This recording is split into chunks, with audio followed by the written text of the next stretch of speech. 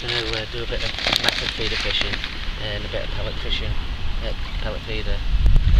Just show you a few different types. This one's what we call a banjo feeder, it's fully elasticated. Use that one for pellets. It's also got a mould as well to pop them out. Another couple of pellet feeders. This is a large one, 15 gram. That's also for pellets. I'll go through them when we get to rig. That's a miniature version of it. Also this is the flatbed method, which I'm sure most people will be familiar with. All these are Preston. You can get them from many different suppliers really, but I find these the best. This one you can also use for pellet and for ground bait, which we'll show you now. We're just going to mix the method up and pellets, and we'll see. What I'm using is Sono baits. It's a method mix base. It's like crushed pellet, crushed tent, things like that. So, got a bit, and I'm going to add for flavour shrimp and fish meal extract. And this is a good, also a method mix, but this is a real good attractor. So I'm just going to roughly do 50-50 in there, and give that a mix. It's a loose mixer. I'm just going to add a bit of water, bit by bit.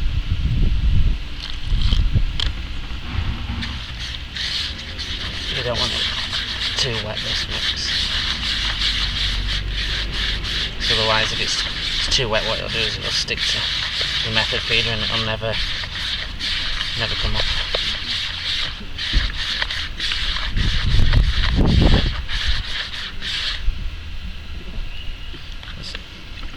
It's about there, isn't it? But give it 5 minutes and you'll need a bit more water in it.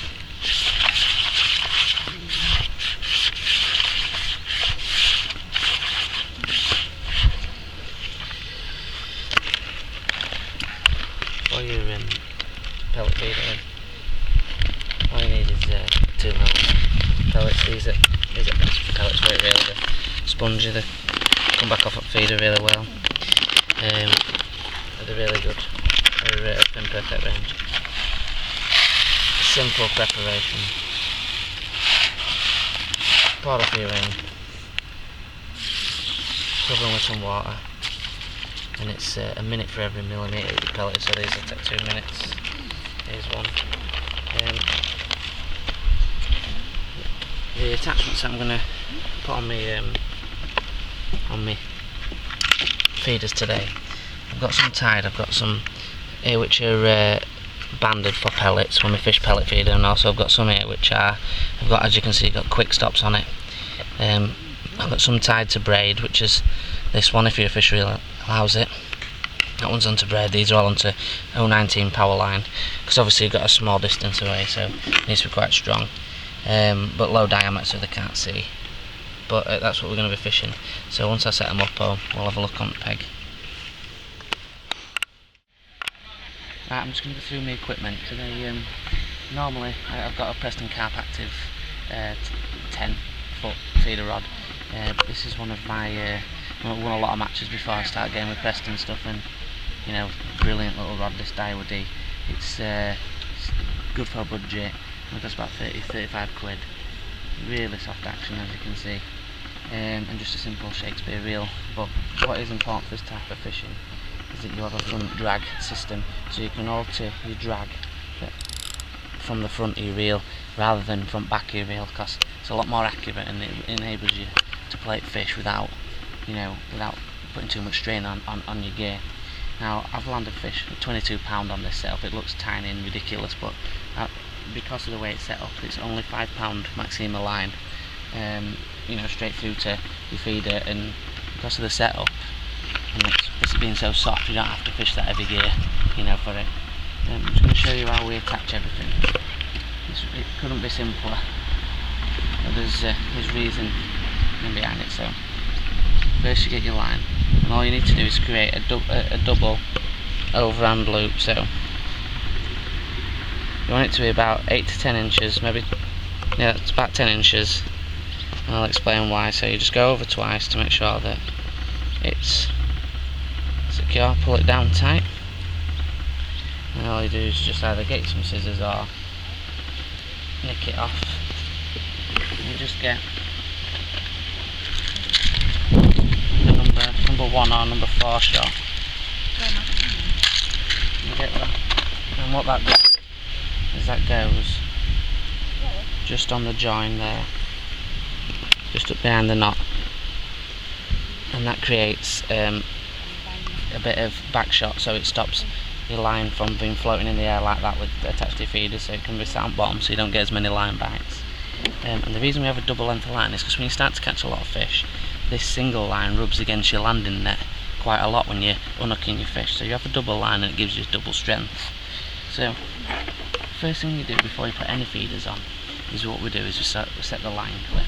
So what you do is you get a normal bomb, just loop your loop through it underneath the bomb and pull it on itself, and all we're going to do now is cast it out and set as line clip, so then we can fish accurately every time.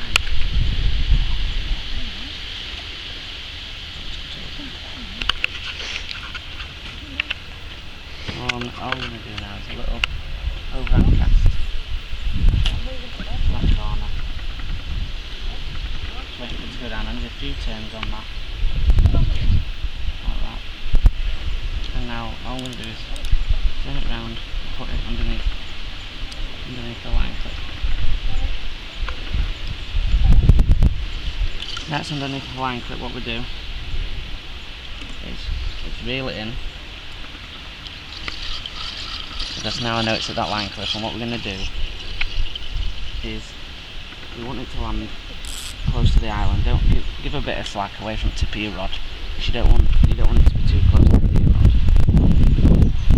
And then you want to cast out, but then lift your rod to an upright position to trap a foot of line.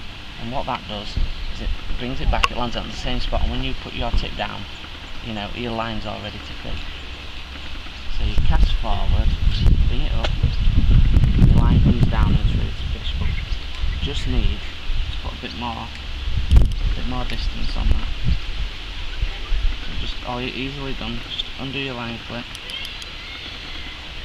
take some line out, flip it back on.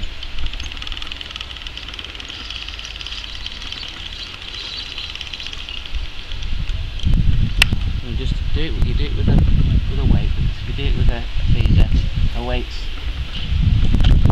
see that's set now, that's perfect. See, and all I have to do is lay my rod down, ready to fish. But you do it with a bomb, because if you do it with a feeder costs up to £2 a feeder. So if you lose a feeder when you're getting ready, then it's expensive. But you lose a bomb and it's like 20-30 pence. So what we'll do is reel this in now. Reel this in and then simply push back on your loop, and your loop will come back out again. Just slide that back over like that, and pull it back on itself and it comes out. That's how simple it is when you're fishing different types of feeders and you want to change weights if it gets windier or anything like that. It allows you to do that so quickly. So again, it's over and around, pull it back on itself. That's it, it's done. And that comes to the similar as using your fastening hook links. Hook links are exactly the same way.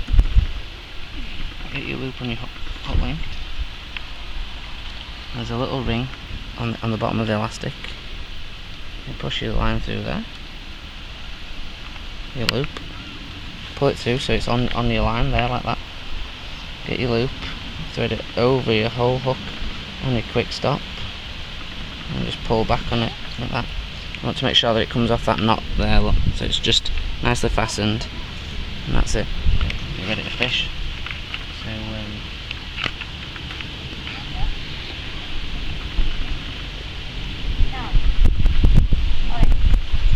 what we're going to do is we're just going to put a bit of warm water in my ground bait, and then we'll go through how we bait up on this quick stop. So I'll do feed one just to give you an idea of one of the pellet feeders. As you can see, it's connected to the top, and it's connected, elastic goes through and it connects to the other side. So what I'm going to do now is just band a thin perfect 8mm pellet onto there. I like the natural pellets best because it's just makes it look less threatening, so that you've got all these pellets the same colour and just see a bigger one. They don't think too much about them. So all you do is push a few pellets inside, push your hook link in, and then just plug it up against like that. There's a little grid in there, so when it hits the water it'll force that out.